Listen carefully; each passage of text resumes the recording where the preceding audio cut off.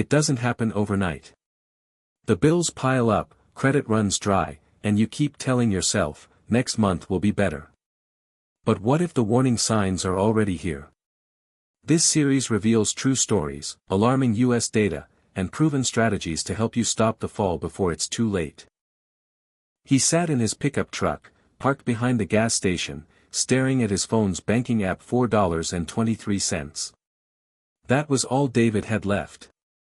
A 43-year-old warehouse manager in Cincinnati, Ohio, David was once financially stable, 2 cars, a modest house, and a steady job. But over the past year, it had unraveled silently. It wasn't a big event that brought him here. It was the quiet accumulation of overlooked warning signs. It started with a missed credit card payment. Then came late fees. Then a payday loan. Just this once, he had said. But once turned into routine. As inflation spiked and groceries climbed over 20% in 2 years, David's paycheck stayed nearly the same. He cut corners, canceled streaming services, stopped eating out, skipped oil changes. But the financial pressure never eased. His wife left when the utilities were shut off for the 3rd time in 4 months. Now, he was behind on rent, and eviction papers were on his kitchen table. David's story is more common than most realize. According to a 2024 report from the Federal Reserve, nearly 40% of Americans can't cover an unexpected $400 expense without borrowing or selling something. The fall into financial crisis is rarely dramatic. It's a slow erosion, masked by everyday stress and denial. Experts call it financial fatigue, the point when people are too overwhelmed to act, even as things get worse. There are signs, though, if you know what to look for. The first is consistently relying on credit for basics, groceries, gas, bills. Then comes minimum-only payments on revolving credit. A third red flag, avoiding bank account balances, letting fear dictate financial choices. Fourth, borrowing from friends or family regularly. And finally, the most dangerous, ignoring mail, emails, or calls from creditors. By the time most people admit there's a problem, the damage has deep roots. David said he thought he was doing okay until his car was repossessed. I kept telling myself I'd catch up. I just needed more time. But time, when unmanaged, becomes a trap. Psychologists note that humans are wired to underestimate compounding debt and overestimate future income, a combination that leads many into a spiral. So how do you turn it around when you're already slipping? For David, it started with one brutally honest step, facing the numbers. He downloaded a free budgeting app and input every cent. It was painful, but it gave him clarity. Then he contacted a nonprofit credit counseling agency. Together, they negotiated lower interest rates and a repayment plan. He sold one of the cars, took on weekend delivery gigs, and joined a financial literacy group at the local library. Within 6 months, he wasn't thriving, but he was surviving, and more importantly, improving. I still have a long way to go, David admitted. But now I know what to watch for. I won't ignore the signs again. His story teaches a critical lesson: financial collapse doesn't scream, it whispers. If you catch the whispers early, you can stop the crash. It starts with awareness, then action. And for many like David, it can be the beginning of a stronger financial future. The small, cluttered apartment in Tulsa, Oklahoma, smelled of instant noodles and overdue stress. Sheila, 51, stared at the stack of unopened envelopes on her kitchen table. She knew what they were: final notices, collection threats, and credit card statements she hadn't paid in months. Once a respected office administrator with a stable income, Sheila never imagined she'd be drowning in debt. But here she was, hiding from phone calls and pretending everything was fine on social media. Sheila's downfall wasn't reckless spending, it was life happening faster than her income could adjust. After her mother's stroke, Sheila became the full-time caregiver. She quit her job temporarily, relying on savings and credit. That temporary turned into over a year. By the time she tried to return to work, she found fewer job openings and less pay. "I thought loyalty to family was enough," she said. "I didn't realize how unforgiving the system could be." Her story reflects what economists call situational collapse, a financial crisis triggered by health events, job loss, or caregiving responsibilities. According to a 2023 report by the U.S. Bureau of Labor Statistics, over 24 million Americans provide unpaid caregiving each year. Nearly 58% of them reduce work hours or leave their jobs entirely, leading to sudden financial instability. For women over 50, like Sheila, returning to full-time employment with benefits becomes especially difficult. But beyond the statistics lies a deeper issue: misunderstanding the real causes of financial collapse. Many believe bankruptcy or homelessness results from bad decisions. In reality, data shows that medical bills, income volatility, and inflation are among the top reasons for financial downfall in the U.S. A 2024 study from the Urban Institute revealed that nearly 61% of Americans experience at least one major financial shock every 5 years. Yet most households lack even 3 months of emergency savings. For Sheila, the signs were subtle but steady. First, she used her emergency fund to cover rent. Then she relied on her credit card for groceries. Eventually, the minimum payments exceeded her ability to pay. But instead of seeking help, she felt shame. "I didn't want people to think I was irresponsible," she confessed. Her turning point came during a free community workshop on debt management. A financial advisor explained that many people in debt were, in fact, victims of systemic gaps, not laziness or overspending. Sheila signed up for a debt management plan, DMP, through a certified nonprofit. This program consolidated her debts into one manageable monthly payment, often with reduced interest. She also learned a crucial technique: zero-based budgeting, assigning every dollar of her income to a specific purpose before the month begins. This method helped her regain control, even on a limited income. To boost her earnings, she began offering online administrative support to small businesses on freelance platforms. Within 4 months, she was able to pay her rent without panic. After 9 months, she negotiated a partial debt forgiveness agreement with one of her largest creditors. Looking back, Sheila wishes she had asked for help earlier. "The shame almost cost me everything," she says. But the truth is, the system is built in a way that makes it easy to fall and hard to rise. You need tools, support, and most of all, awareness. Her story reframes the narrative: most financial crises aren't personal failures, they're structural traps. But with the right knowledge and strategy, even those caught in the worst moments can find a way out. Marcus leaned back in his office chair in Houston, Texas, the glow of his computer screen reflecting the exhaustion in his eyes. At 29, he was a sales associate with a promising career but a mounting mountain of debt he could no longer ignore. His paycheck barely covered minimum payments, and each month the balance on his credit cards crept higher. "I felt trapped," Marcus said. "I knew I needed to change, but I didn't know where to start." Marcus's financial crisis was the result of a series of bad decisions compounded by unexpected setbacks.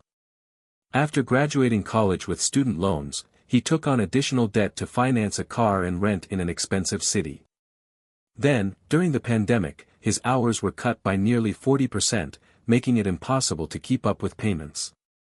Like many Americans, he underestimated how quickly small debts could snowball. Financial experts emphasize that escaping debt is possible with structured strategies. One of the most effective is the debt snowball method, a repayment strategy that focuses on paying off the smallest debt first while making minimum payments on others. The psychological boost of clearing a debt early often motivates continued progress. Another approach is the debt avalanche method, which targets debts with the highest interest rates first to save money on interest over time. Marcus tried the snowball approach. He listed his debts from a $200 credit card balance to a $7,000 personal loan, and attacked the smallest first. With discipline, he freed his first debt in 3 months, a victory that gave him renewed determination. He used budgeting apps to track spending and cut unnecessary expenses, from daily coffee runs to subscription services he barely used. He also sought help from a financial coach who helped him create a realistic repayment plan. But escaping debt isn't just about paying it off. It's also about preventing future pitfalls. Marcus enrolled in a financial literacy program that taught him about emergency funds, credit scores, and responsible borrowing. Data from the National Endowment for Financial Education shows that 65% of people who receive financial education improve their financial behaviors, reducing their risk of future crises. By the end of the year, Marcus had paid off nearly 50% of his debt. More importantly, he developed habits that protected him from falling back into old patterns. He created a buffer fund equal to 3 months' expenses, and his credit score began to improve steadily. His story highlights a vital truth: recovery is a journey, not a quick fix. Success requires a plan, commitment, and the willingness to learn from mistakes. For Marcus, that meant embracing new tools and seeking guidance instead of facing the struggle alone.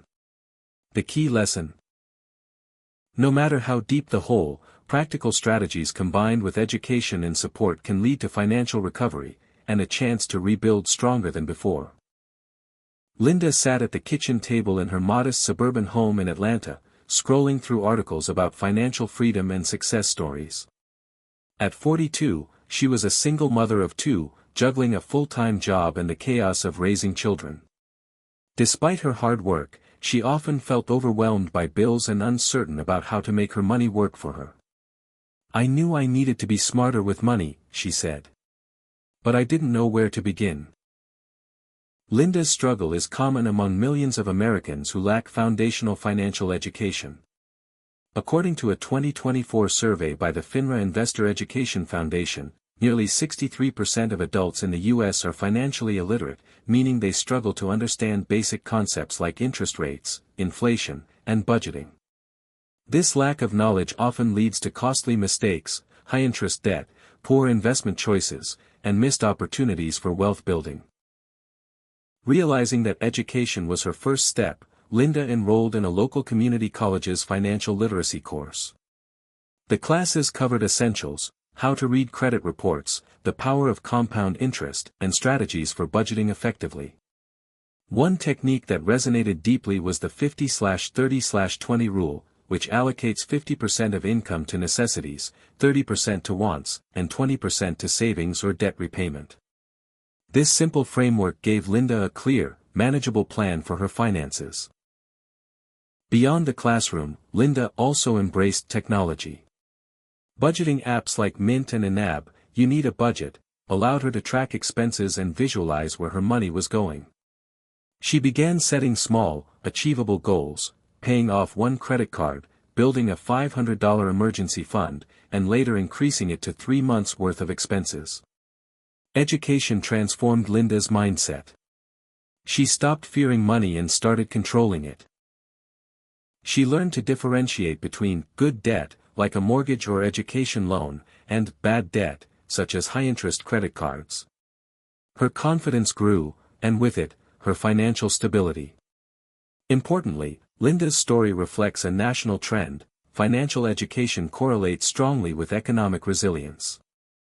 A 2023 report from the Federal Reserve found that adults with higher financial literacy are 35% less likely to experience severe financial hardship during economic downturns. Linda's transformation wasn't overnight, but it was profound. With knowledge and discipline, she shifted from living paycheck to paycheck to planning for her children's college funds and retirement. "It's like I finally have a roadmap," she said. "Financial education didn't just save my money, it saved my peace of mind." Her journey underscores a critical truth: education is the foundation for financial security. Without it, even the best intentions can falter.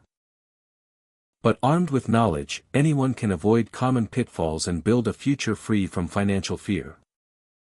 David's small one-bedroom apartment in Denver was cluttered with papers, bills, and a laptop open to a freelance job site.